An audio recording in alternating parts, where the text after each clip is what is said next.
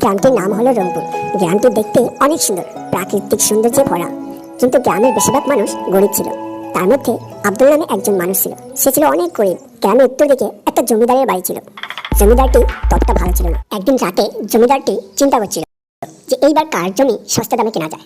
হ্যাঁ শোনো, তুমি কাল সকাল আব্দুলের বাড়িতে যাবে এবং ওকে বলবে জমিদার সাহেব তোমার ওই উত্তরে যে জমিটা আছে ওটা কিনে নেবে। রাত করে সকাল হলো। আমার জমিদার সাহেব আপনার উত্তরপাড়ার যে জমিটা আছে ওটা কিনতে চাইছে। দেখো প্রহরী, আমার শুধু ওই জমিটাই বাকি আছে, আর কিছুই নেই। আমার জমিটা বিক্রি করে দিলে আমার যে আর কিছুই থাকবে না। দেখো আব্দুল চাচা, আমি অত কিছু জানি না। আমাকে জমিদার সাহেব এই কথাটা জানাতে বলেছে, আমি জানিয়ে দিলাম। এখন তোমার ইচ্ছা, তুমি যদি জমিটা বিক্রি করো সেটাও তোমার ইচ্ছা, কিন্তু তুমি জমিদার সাহেবকে ভালো করে চেনো।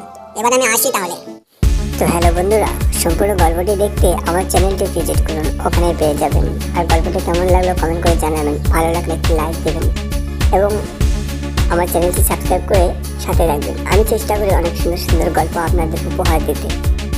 আপনাদের ভালোবাসা পেলে আমি অনেকটা উৎসাহিত হই। ভালো থাকবেন, ধন্যবাদ।